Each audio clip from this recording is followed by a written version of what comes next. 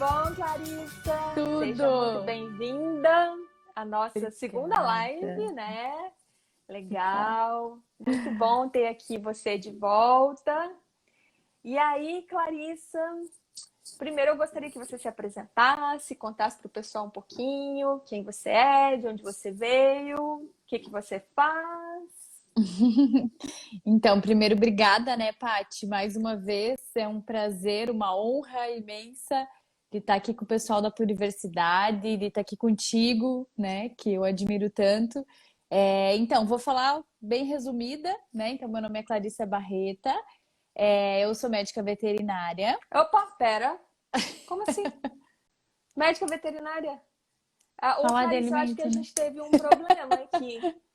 A gente falou que a gente ia consultar experts em produtos de origem animal, em alimento, e aí me chega uma médica veterinária, mas me explica isso, Clarissa, pelo amor de Deus, senão o público vai ficar maluco aqui.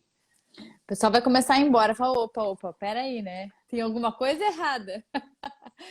Mas enfim, sim, eu sou veterinária e trabalho, na verdade, já desde o início da minha formação, na verdade, né? Desde que me formei, eu trabalho tanto com a parte de produção animal quanto a parte de alimentos mesmo, né? Com a parte de produção de produtos de origem animal. E acho que é importante que a gente esclareça, né, Paty, que apesar de ter muitos profissionais que atuam dentro da área, tanto, né, na parte da produção mesmo dos alimentos de origem animal, lá na fazenda nós temos os colegas zootecnistas, temos os agrônomos, temos técnicos agropecuários, enfim, vários colegas.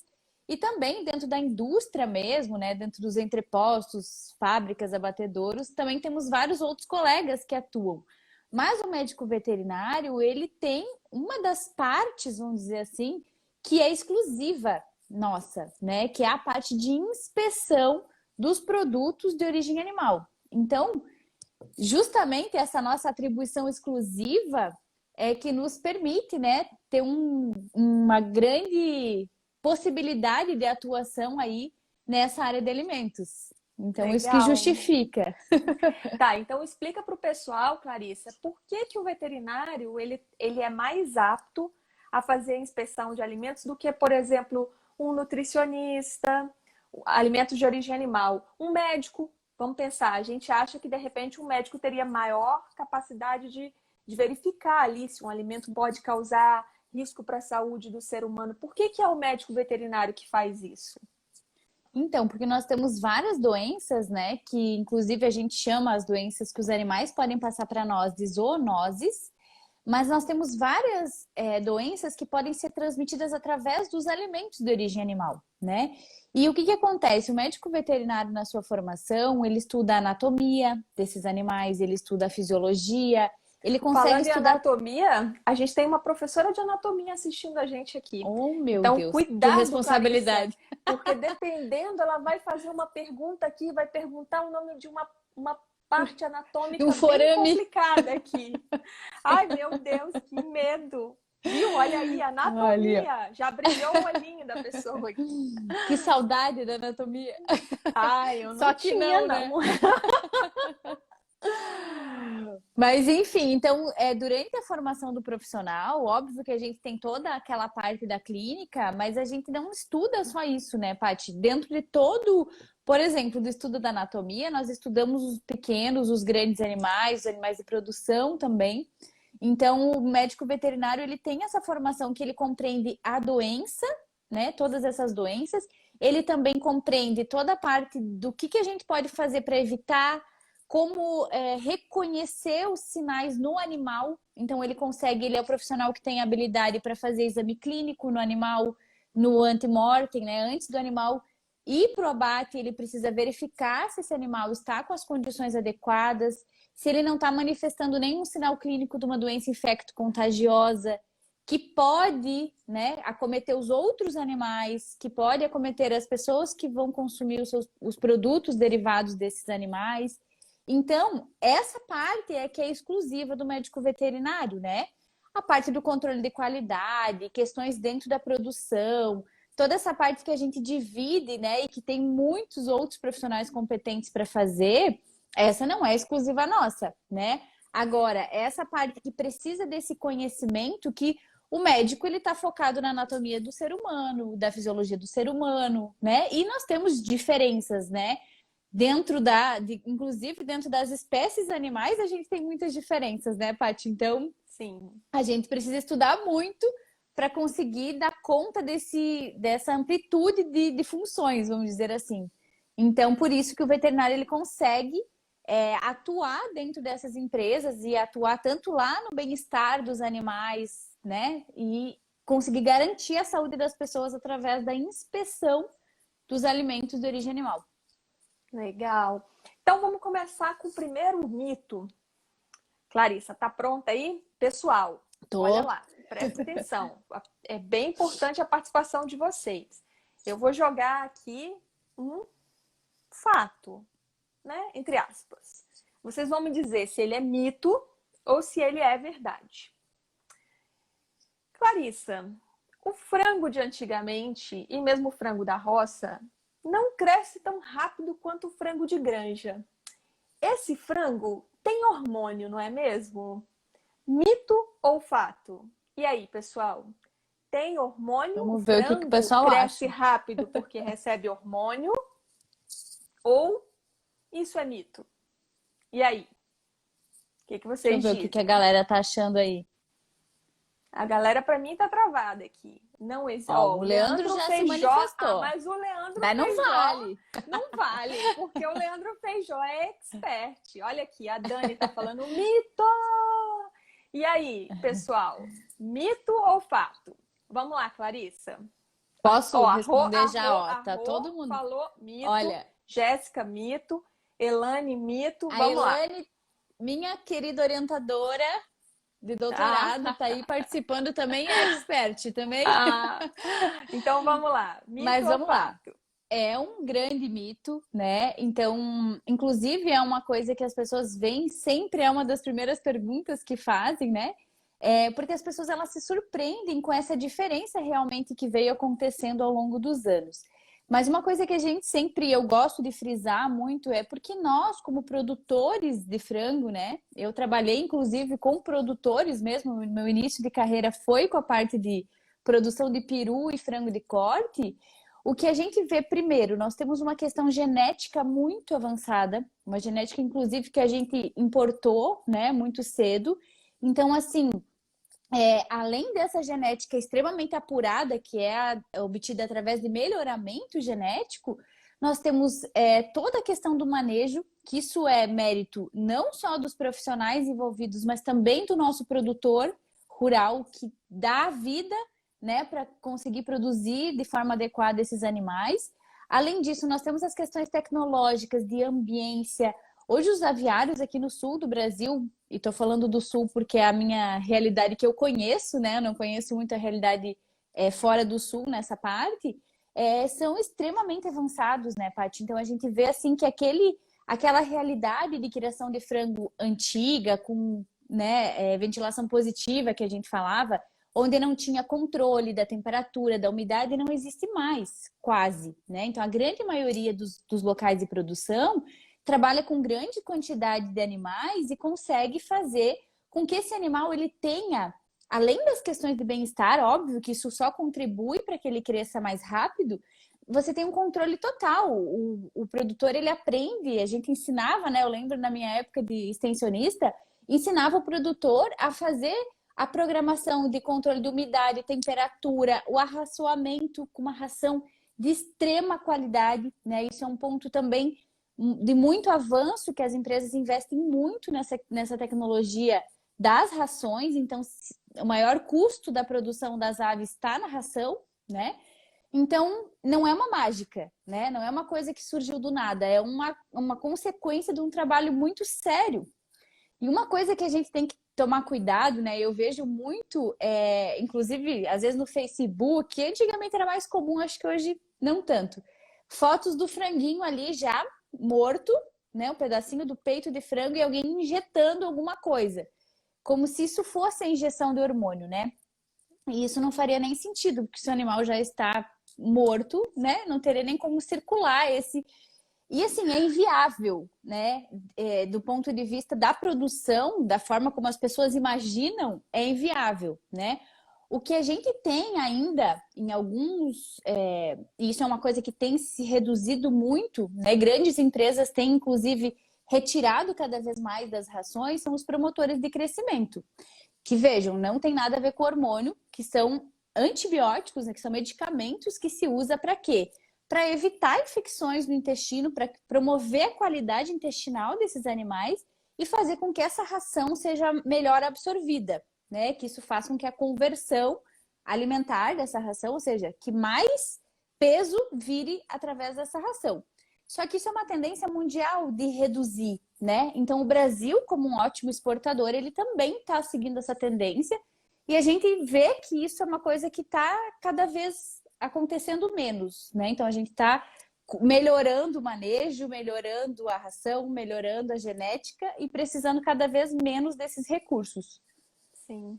E aqui a gente tem uma contribuição bem importante do Leandro Feijó, né, que é um colega do Ministério e que esteve à frente muitos anos do Plano Nacional de Controle de Resíduos e Contaminantes, e ele traz aqui uma contribuição bem legal. Eu vou falar porque não vai ficar o comentário dele na live.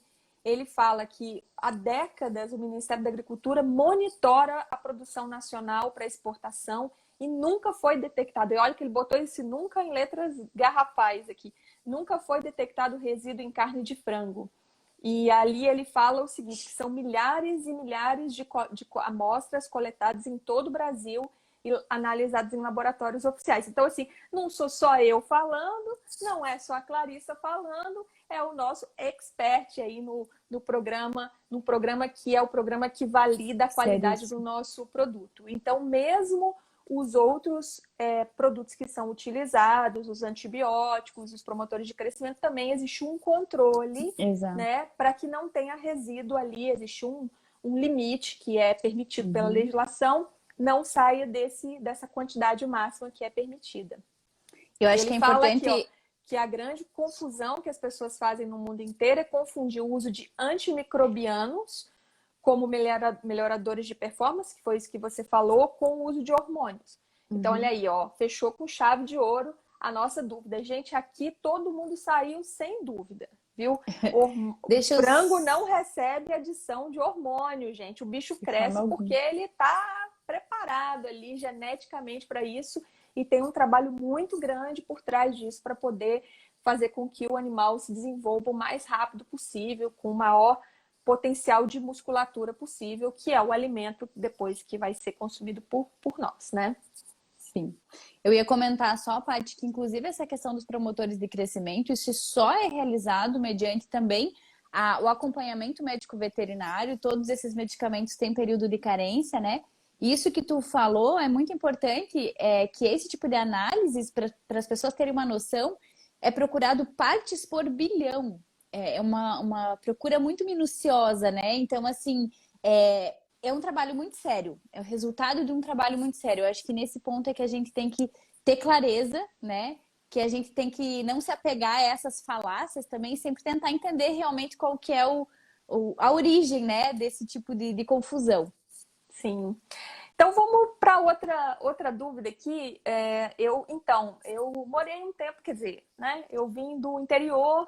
No interior, a gente, às vezes, vai na fazenda e tal, aí tem aquele porquinho criado ali na fazenda, né? Aquele jeitinho tradicional.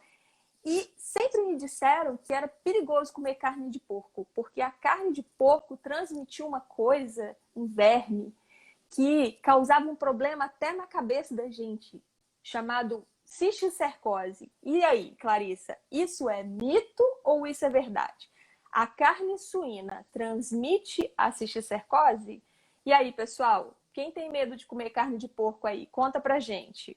Vocês acham que comer carne de porco vai fazer vocês ficarem doentes? Desenvolver lá aquele verme, aquele parasita que dá o problema na cabeça? Mito ou verdade? Vamos ver qual que é a opinião da galera aí. E os experts não podem ficar falando, não, porque aí eles dão muita chance, né? E aí, pessoal, vamos lá, conta pra gente. Vocês acham que carne de porco transmite essa tal de cisticercose? Isso é verdade ou isso é um mito? Ó, vamos esperar. Tan, tan, tan, tan. Olha aí, Experts Ali. falando, gente. Eu não aguento. Olha lá. Ó, o Jadson Somente trouxe uma quando. coisa. Ah, então quer dizer que ele acha que pode ser que sim. Ó, a Beatriz, oi, sempre ouvi falar nisso. Eu não como carne de porco. Ó, tem gente falando que é mito, mas tem gente que está desconfiado. E aí, Clarissa? Mito ou En- fato? Então, Ou só quando ela não está cozida que ela transmite? Então, aí que eu ia falar, é que na verdade assim, o complexo que a gente chama não é nenhuma doença, a gente chama isso de um complexo teníase cisticercose. É uma doença que realmente existe. E sim, no caso do suíno, o que que nós temos? Nós temos que quando o ovo está presente na carne, nós podemos ter essa questão da cisticercose. Só que nós temos dois poréns aqui. O primeiro, nós não temos o hábito do consumo do suíno mal passado, né? Que isso já coíbe muita questão. E segundo, e mais importante, né, Paty? Nós temos um sistema de inspeção que atua justamente com aquilo que a gente estava falando, que a presença de um médico veterinário que verifica o antes do abate e depois do abate, que verifica realmente aquela peça que foi abatida, é o que nos garante, né? A existência do selo de inspeção é o que nos faz ter a garantia de que teve alguém verificando isso, né? Então nós não precisamos ter medo de comer a carne suína. Nesse sentido é um mito, tá? A gente pode comer com tranquilidade, desde que, claro, a gente prepare adequadamente e, primeiro, que a gente escolha comprar carne de locais, né? Evite carnes clandestinas, de locais que a gente não conhece como é que foi o processo. Por isso que eu sempre reforço essa questão da gente saber de onde a gente está comprando, né? Se a gente está comprando de um serviço de inspeção, a gente já pode ficar tranquilo, porque tem alguém que está vamos dizer assim, fazendo o papel de estar verificando para nós, né? Então, o Leandro está falando aqui do abate clandestino, isso é realmente o grande problema, né? Mas a cisticercose especificamente, ela tem relação com a carne suína, sim, tá? Diferente da carne bovina. Nós, no caso da carne bovina, nós temos uma outra causador de teníase, não é a mesma, né? Mas nós temos o hábito do consumo da carne bovina mal passada, né? Só que aí não tem a possibilidade da cisticercose, mas tem a possibilidade da teníase. Então, também voltamos a falar que o importante é o quê? Comprar uma carne de uma origem conhecida e principalmente com selo de inspeção, que é o que nos garante. Legal, beleza, então. Então aí, ó, matamos dois mitos, né? E falando em carne, e falando em produto inspecionado, e quando eu compro um alimento, um produto de origem animal que vem em lata, é perigoso? Eu ouvi falar que tem um tal de Clostridium botulinum, que é um negócio que é de matar aí, literalmente. Literalmente. O produto em conserva na lata, ele pode causar botulismo? Mito Bom, ou verdade? Ah, ops, entregou. saiu. Professora, né? Precisa já responder. Ah, bom, então tá, tudo bem. Não deu chance para o pessoal ficar na dúvida. Vamos lá. Perdão. Então.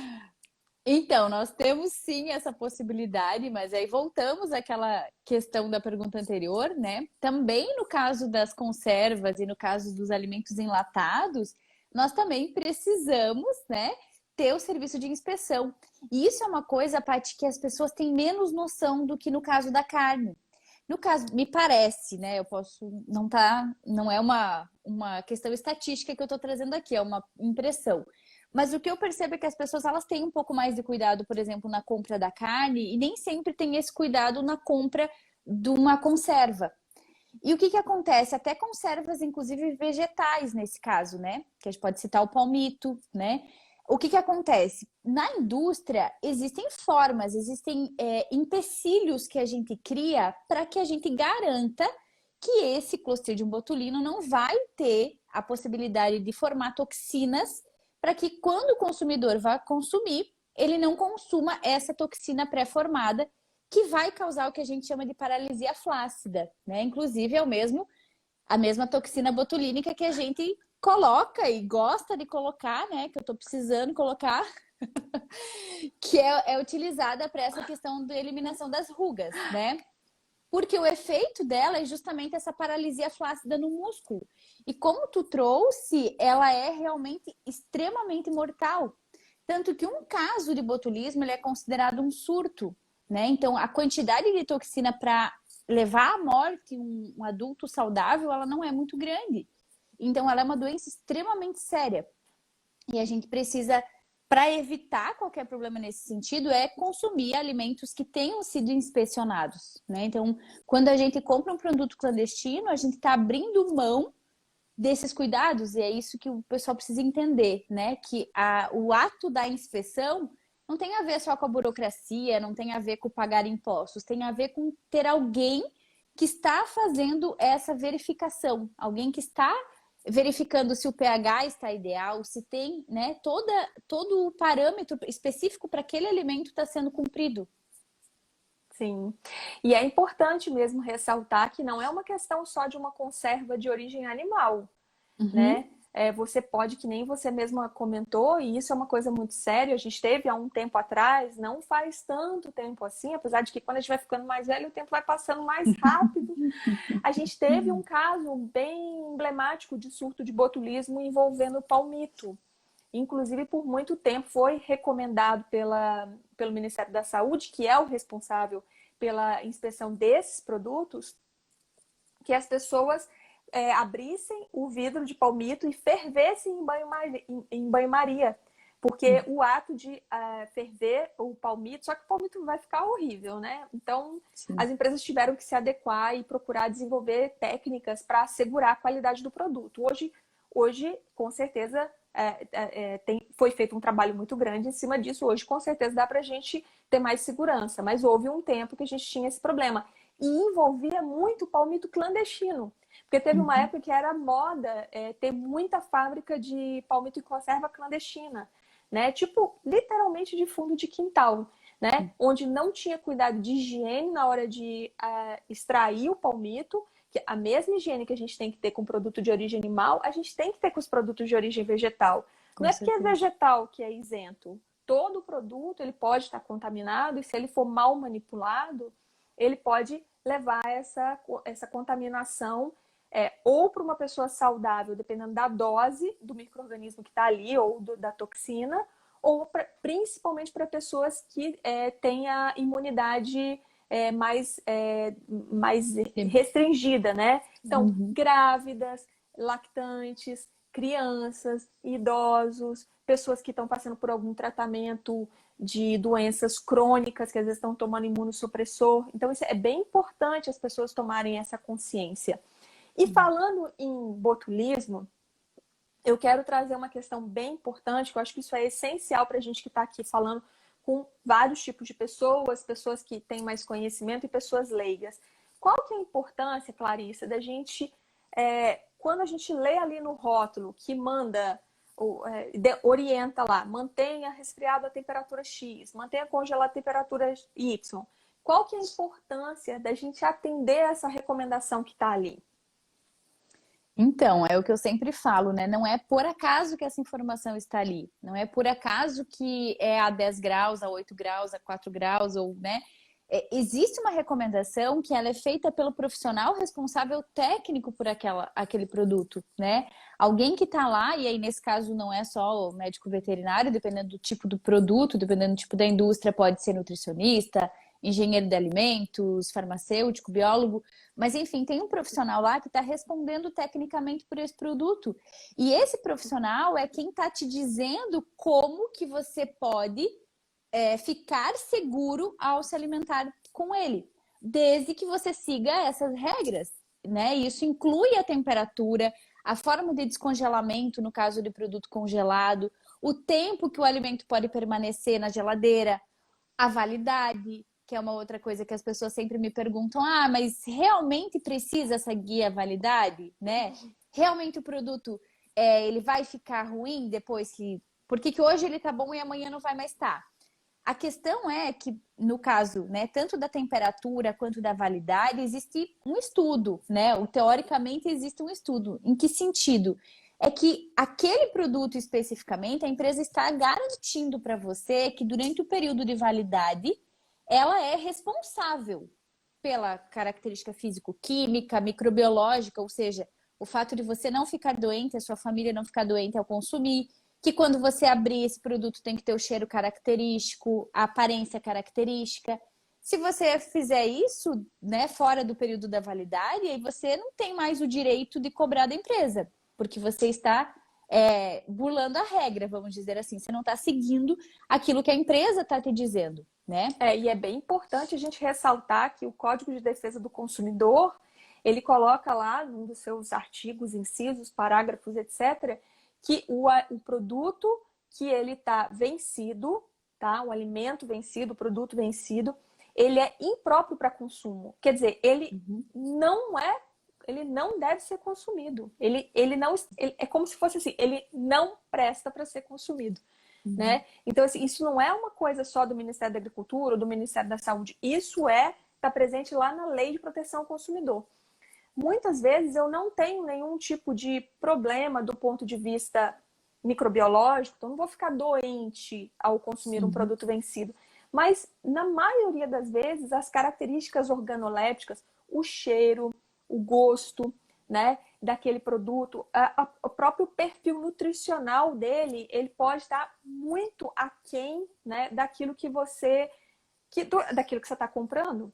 Por isso que os supermercados, os supermercados, qualquer local que comercializa alimento, não pode vender produto que estão fora do prazo de validade. Inclusive, se você está no supermercado, você chega lá na gôndola e você identifica um produto que está vencido, você tem que chamar o pessoal e pedir para eles recolherem, que aquele produto ali, ele está fora, ele não pode ser vendido, ele já não pode, ele não pode ser consumido, ele não pode nem ser vendido, ele não pode estar na prateleira, isso que é o grande lance. Então, assim, é legal saber isso. Então, é importante também, quando você for comprar algum alimento, você verificar ali o prazo de validade do produto e pensar quando é que eu vou fazer quando é que eu vou consumir esse produto. Às vezes você chega, faz estoque, compra um monte de coisa, quando você vai ver, é tão pouco tempo de validade que quando você for consumir o produto já não tá legal. Então, assim, tem gente aqui, já vi pessoas falando, pode consumir até um mês do produto vencido. Aí só fico pensando, depois pega intoxicação e não sabe por quê. Gente, a gente tem que ter um pouco de autorresponsabilidade também, né? Então, se existe essa orientação, ela tem que ter algum sentido. Porque, na verdade, pensa bem, não faz sentido para a empresa ter um prazo de validade curto, porque para ela é menos tempo que ela pode comercializar o produto. Então, se ela está colocando 15 dias, é porque é 15 dias, entendeu? Não vai inventar moda. E mesmo o produto que é congelado, ele vai aos poucos perdendo essas características, né? Então, assim, muitas vezes você vai descongelar um produto, na hora que você descongela o produto que está vencido, ele já tem um cheiro diferente, um ranço, principalmente um ranço. Então, é legal ficar atento a esse tipo de questão, com certeza.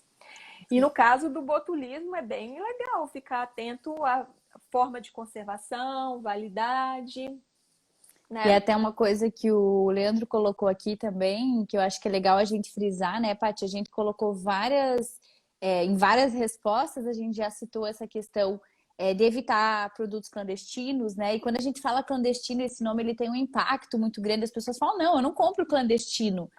Mas o clandestino daqui a pouco é simplesmente um lugar que não tem registro, que não tem o acompanhamento de um profissional. Mesmo que a pessoa não esteja mal intencionada, às vezes o desconhecimento da pessoa a respeito desse assunto pode ter consequências graves, né? Trabalhar com alimento é um assunto sério, né? Então, acho que nesse sentido é importante. E só para finalizar essa questão, quando a gente fala em selo de inspeção, o Leandro lembrou, né? A gente citar que a gente tem os selos, o selo de SIM, que é o Serviço de Inspeção Municipal, o selo de CIA, que é o Serviço de Inspeção Estadual, e o CIF, que é o Serviço de Inspeção Federal. E temos também o CISB, que é um selo que vem, vamos dizer assim, para fazer equivalência dos serviços, que permite que, por exemplo, uma empresa que tenha um produto produzido aqui em Santa Catarina, com selo CIE, que poderia circular só em Santa Catarina com esse selo, ela consiga provar que ela faz isso muito bem feito, né? E que consegue controlar esse produto, produzir da forma adequada, e aí ela consegue circular em todo o território nacional com esse produto. Então, sempre que vocês encontram esses selos, isso é uma garantia, né, de que alguém está cuidando da produção desses alimentos. E aí você trouxe um aspecto muito interessante, porque as pessoas pensam assim, produto clandestino, então vou procurar aqui o selo, se tiver o selo, tá ok.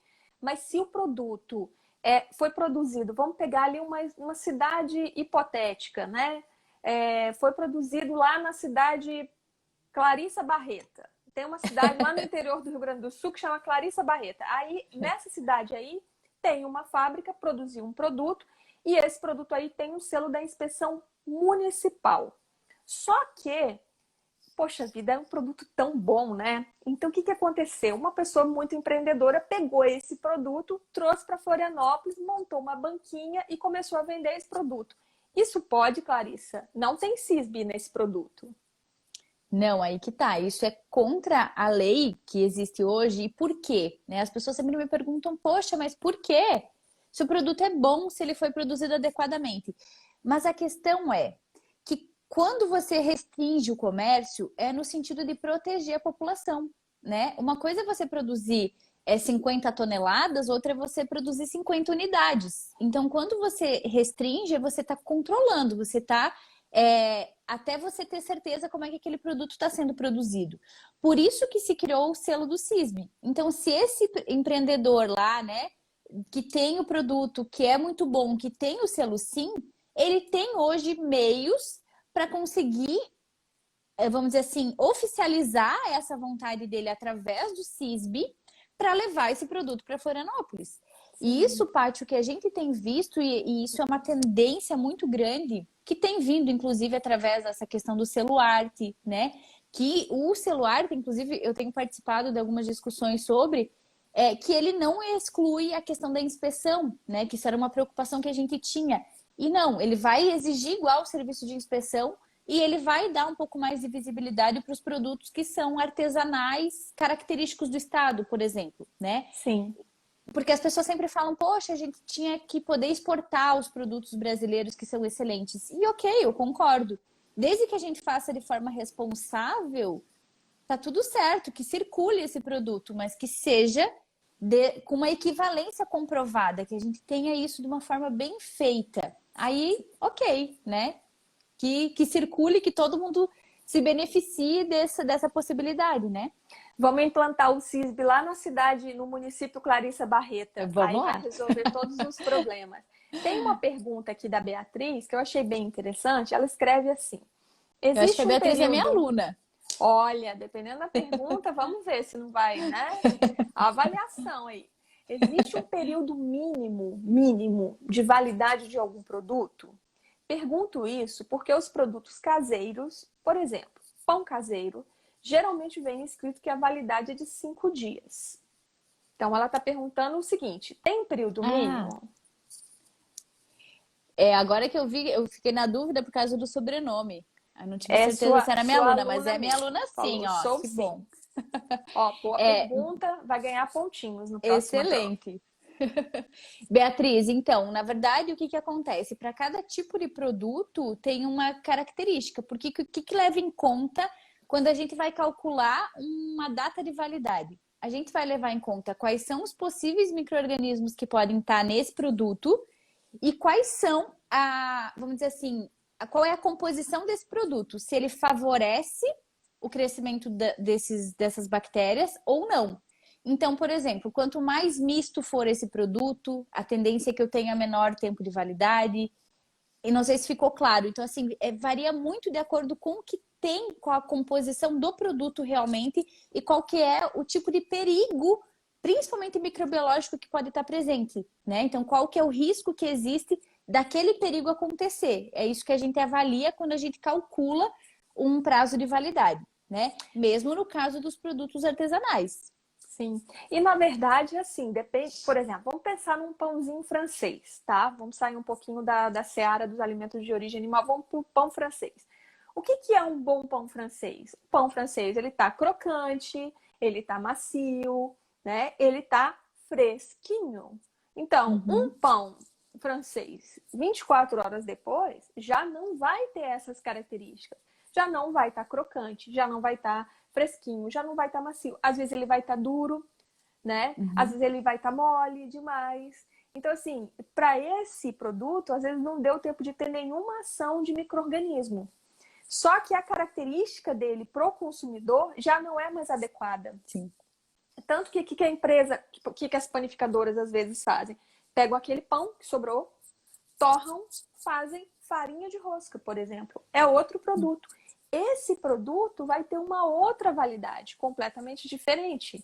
Então, olha só que interessante. Eu tenho um produto que seria bom por 24 horas, vamos dizer, até às vezes nem 24 horas. Eu faço um processamento nesse produto, então eu vou lá, eu torro o produto, eu vou amassar aquelas torradinhas, vou fazer ele virar uma farinha de rosca, é outro produto. Então, de certa forma, entre aspas, eu estendi a validade daquele pãozinho que um dia foi farinha e que tinha a sua data de validade também.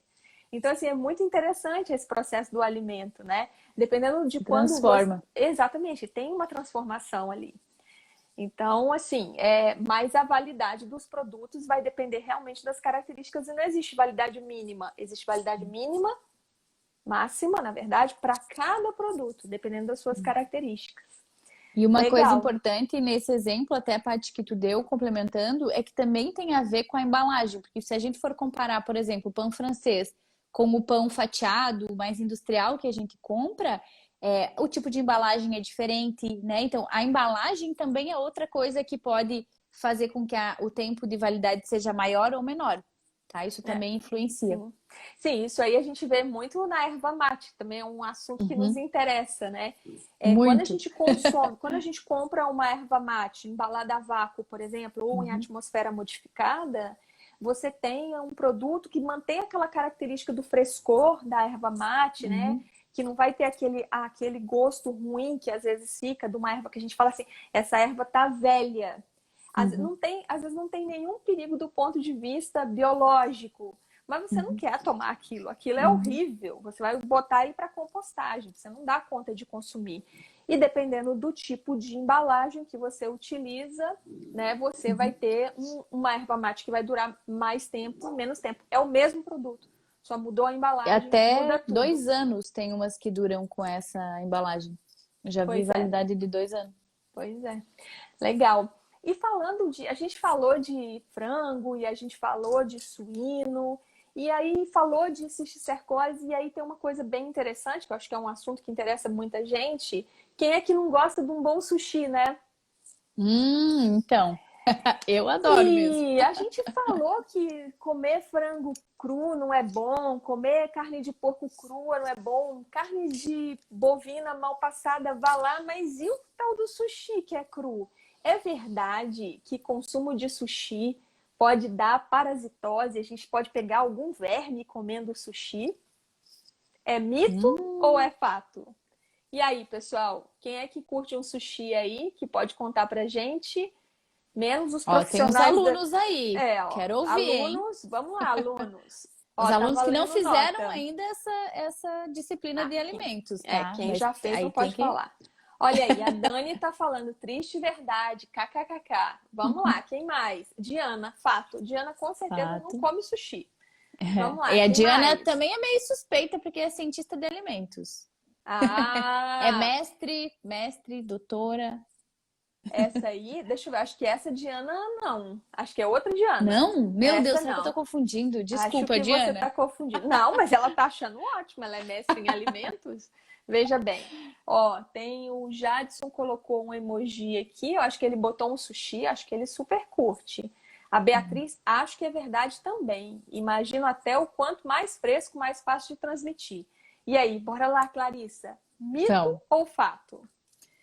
olha, é um fato, sim, é possível, tá? Agora, o que a gente precisa levar em conta é que existem várias formas de evitar que isso aconteça, né? Caso contrário, nem eu estaria comendo sushi como eu adoro comer sushi. A questão é que, sim, a gente precisa tomar um cuidado extra sempre que a gente fala do consumo de alimentos crus. eu mesma sempre falo, a gente não pode comer alimentos crus em qualquer lugar. A gente não pode comer alimento nenhum em qualquer lugar, mas em especial alimentos crus, porque nós não temos nada aqui, nenhuma cocção que vá fazer a eliminação, né, tanto da parte de parasitas quanto de bactérias.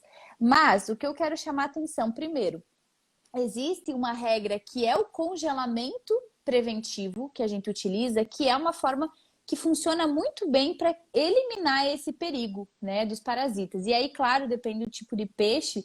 Peixe de água doce tem um tipo de parasita que é mais perigoso, peixe de água salgada tem outro, né? Os moluscos bivalves têm outros perigos.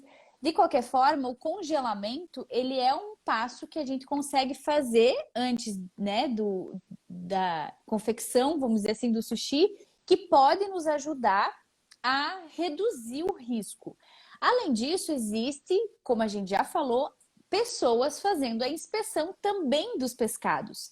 E essa é a grande questão, né? Quando a gente está fazendo consumo na nossa casa, por exemplo, a gente vai fazer a compra de uma matéria-prima adequada para isso e vai comer em restaurantes que a gente saiba que façam a compra adequada dessa matéria-prima também.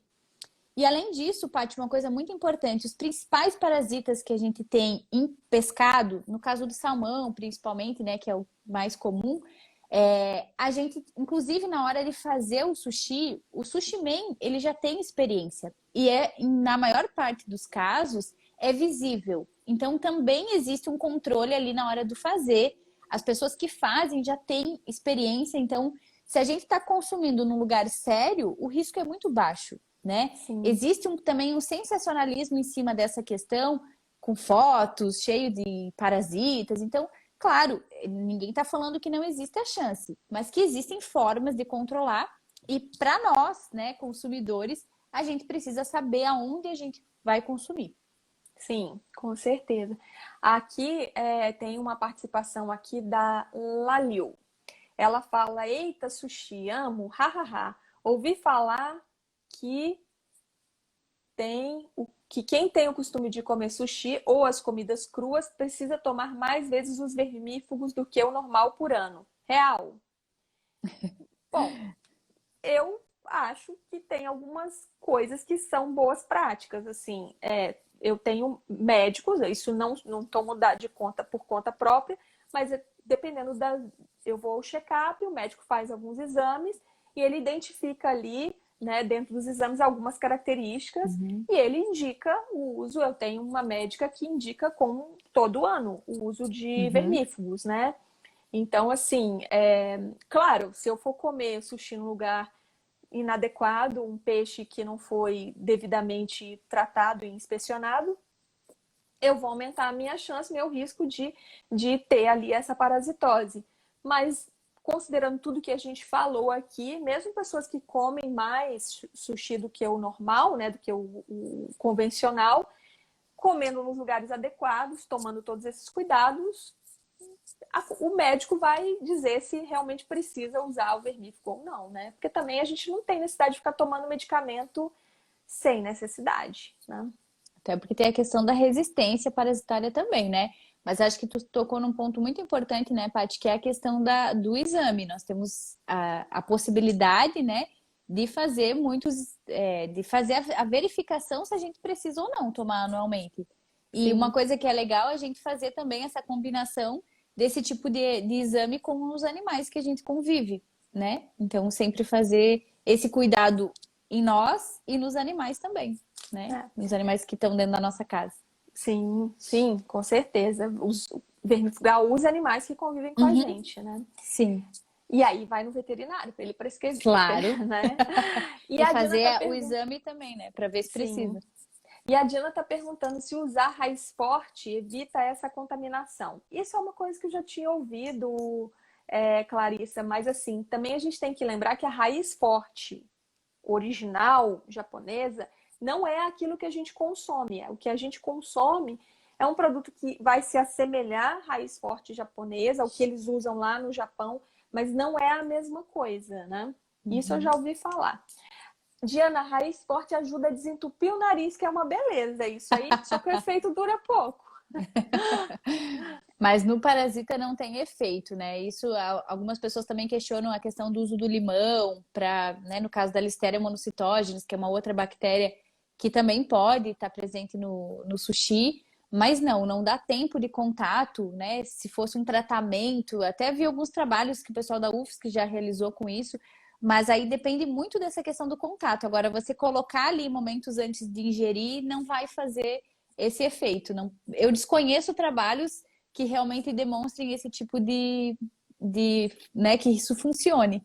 Mas como a gente tem professores, mestres aí, doutores, orientadores, se quiserem ajudar a gente aqui, se Ó, tiver alguma coisa nova aí para trazer para a gente, pode mandar ver, né? Porque aí a gente quer ter essa informação. com E certeza. falando em cuidado com o micro-organismo e prevenção, eu ouvi falar que o ovo transmite uma bactéria chamada salmonela, que é uma coisa assim bem complicada, né? Ela dá uma diarreia, mas pode ter um efeito um pouco mais grave. Então, se eu lavar o ovo, é bom lavar o ovo? Mito ou fato? Ó, limpar ovos com vinagre antes de consumir. Como armazenar os ovos? Ó, transmimento de pensação aqui com a Diana, que não é a mestra, mas que também é mestra. Então vamos lá. Mito ou fato, gente? Vamos lavar os ovinhos com sabão, bem lavadinho, né? Ó, o Ou Jadson tá dizendo que é mito. o Jadson, olha, eu tô desconfiando que o Jadson é um expert no assunto, porque ele não deu nenhuma bola fora até agora. Vamos lá. Ó, o Mito! Leandro, suspeito. Leandro não, Leandro. Vamos lá. Clarissa, Posso responder então? pode.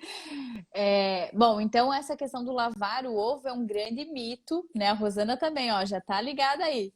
É um mito, sim, tá? Porque o ovo, na verdade, ele possui naturalmente algo que protege, né? A entrada de micro-organismos de fora. E uma coisa que as pessoas confundem muito, né, Paty, é que as pessoas acham que a salmonela ela entra no ovo através da contaminação pela ave mesmo, né? Que a ave contamina o ovo, vamos dizer assim. E na verdade essa transmissão, que é, no caso da ave transmitir para o ovo, a gente chamaria de vertical. A transmissão mais comum da salmonela ela é horizontal, ou seja, das fezes, por exemplo, da ave para dentro do ovo, né? Pela casca. Só que a casca, naturalmente, ela tem uma proteção que é invisível aos nossos olhos, inclusive. Quando a gente faz esse processo na melhor das intenções, né? Lavando o ovo antes de colocar na geladeira, e às vezes a gente deixa esse ovo na geladeira por um bom período antes de usar, a gente tirou a proteção e deu tempo para que essa bactéria entrasse, né? Então, o que é melhor? Assim, sinceramente, eu não faço não aconselho a lavar nem mesmo no momento antes de usar. Mas se for lavar, que se lave imediatamente antes do uso, porque aí você lavou, quebrou a casca e utilizou. Você não permitiu tempo para que essa bactéria se desenvolvesse, se multiplicasse nesse alimento. Porque o ovo ele é extremamente rico em nutrientes, né? Eu brinco com os meus alunos que as bactérias, quando elas estão com muito nutrientes, elas estão tipo nós em Cancún, assim, elas estão felizes da vida e aí elas se reproduzem muito, né? Então, esse que é o problema. Ninguém mais vai querer ir para Cancún agora, depois dessa. Só quem tiver a fim de reproduzir vai para Cancún agora. Eu não sei, eu nunca fui, mas é o que eu ouvi falar. Mas o que acontece? Se a gente dá essa oportunidade para ela entrar, lá ela vai encontrar o ambiente propício para se desenvolver. Ah, mas e a geladeira? A geladeira não, teoricamente, né, é um ambiente frio. A salmonela, ela é uma bactéria que ela cresce de forma, vamos dizer assim, ideal a 37 graus. No entanto, a gente tem vários trabalhos com o crescimento dela, claro que mais lento, mas também existindo dentro do ambiente da geladeira, tá? Então, ela não é uma bactéria que a gente consiga coibir completamente a multiplicação dela em ambiente de refrigeração, tá? Sim, Então, mas a esse é o gente. problema. Então, aqui tem uma pergunta, sendo duas perguntas bem legais, falando sobre a conservação dos ovos, né? Uhum. Então, assim, a Diana pergunta sobre a forma de conservação do ovo e, ó, a sua aluna está querendo ganhar muito ponto, ó, porque ela está perguntando aqui quanto tempo o ovo pode ficar na geladeira e manter as características. Beatriz, a gente já respondeu essa pergunta. Quanto tempo o ovo ele pode ficar na geladeira e manter as características? O que está Desde que escrito ali no, respeitando, o que está escrito na respeitando o rotulagem? fabricante. Exatamente. Então, ele vai ficar o tempo máximo que o fabricante aconselha. Até porque os ovos, mesmo em geladeira, eles vão ter alteração nas características físico-químicas, físicas mesmo, né? Você sabe, você Uhum, consegue, quando você quebra um ovo, ver quando o ovo é novo e quando o ovo é velho. uhum. Né? Então você Mas já vai uma ter uma alteração das características ali do ovo depois que passa muito tempo, né? Que a gente chama de ovo velho. Então, qual que é o período? Até a data de validade que foi prescrita pelo fabricante. Mas uma coisa importante nessa pergunta da Beatriz é porque é um hábito que eu percebo que ainda é comum as pessoas tirarem o ovo da embalagem original e colocarem fora a informação que vem junto. E aí se perde essa noção do quando ele vai, até quando ele vale, né? Então, a Beatriz querendo burlar a validade.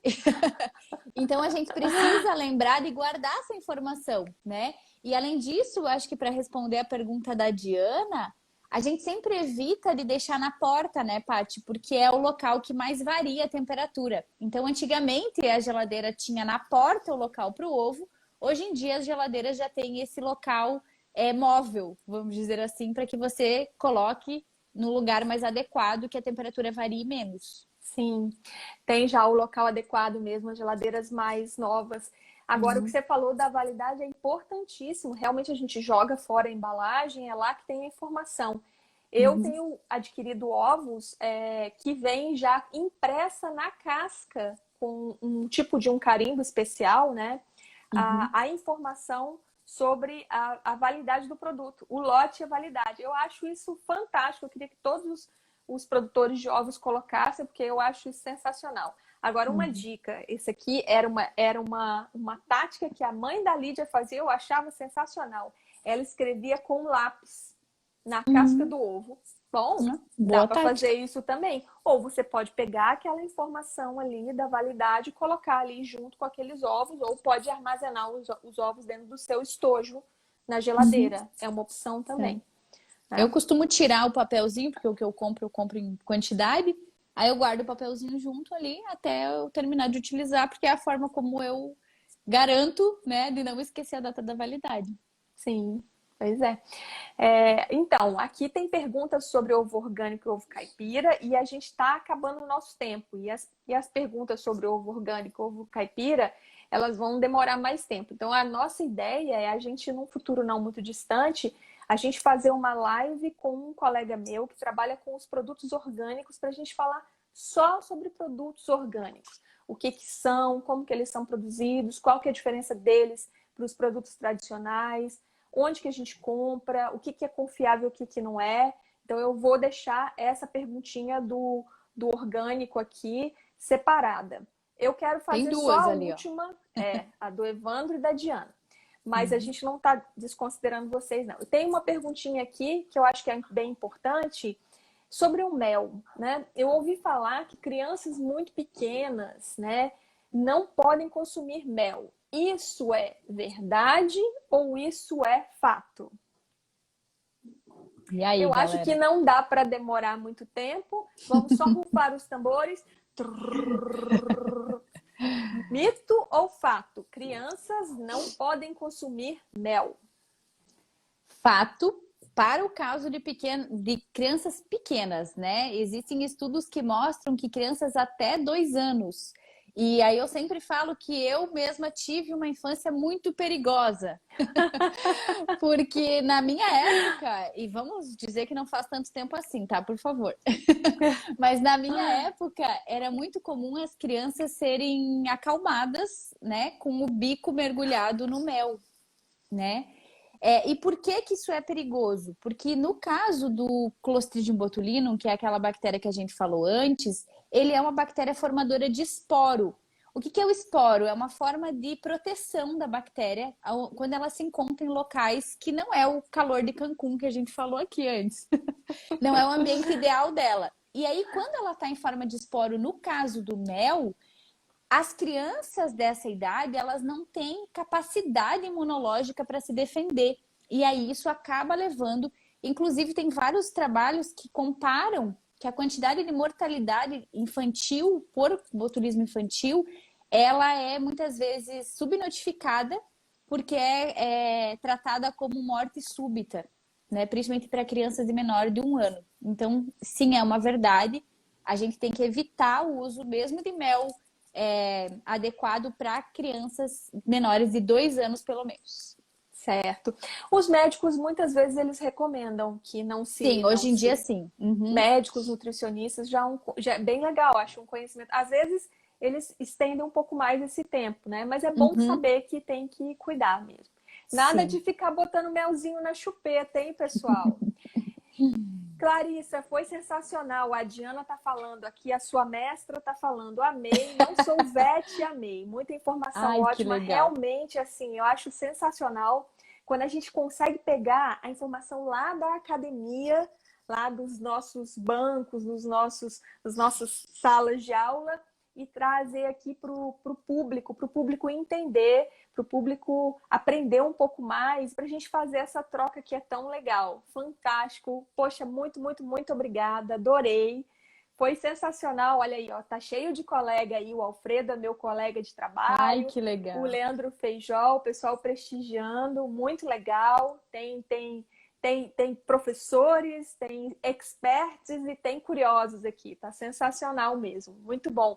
E aqui eu não vou deixar Ó, de obrigada, falar Leandro. esse aqui, ó, de um super profissional para uma super profissional. Clarissa é uma profissional muito competente. Aqui, a declaração do Leandro Feijó. Isso aqui não é pouca coisa, não, viu, gente? E aí eu te dou 50 segundos para você se despedir do pessoal. Bom, então, primeiro, brigadão, Paty, de novo aí pela troca, sempre sensacional, sempre é um aprendizado. Eu, pelo menos, aprendi mais do que ensinei, com certeza, hoje. A gente sempre é super gostoso e motivador ver que as pessoas se interessam por esse assunto, é um assunto que eu amo falar. Então, vamos marcar, sim, as próximas. A gente já tem umas ideias aí, né, Paty? E eu agradeço imensamente pelo tempo de vocês. Fico à disposição também, se ficou alguma dúvida, se tiver alguma coisa que eu possa contribuir, podem contar comigo. E é um Sim. prazer imenso, enorme. Eu amo a Pluri